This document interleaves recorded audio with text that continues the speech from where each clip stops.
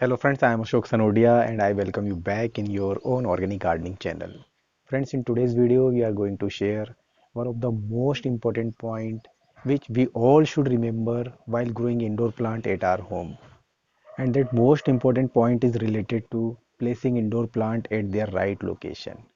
Most of the beginners always get confused that indoor plant can be grow in low light area also.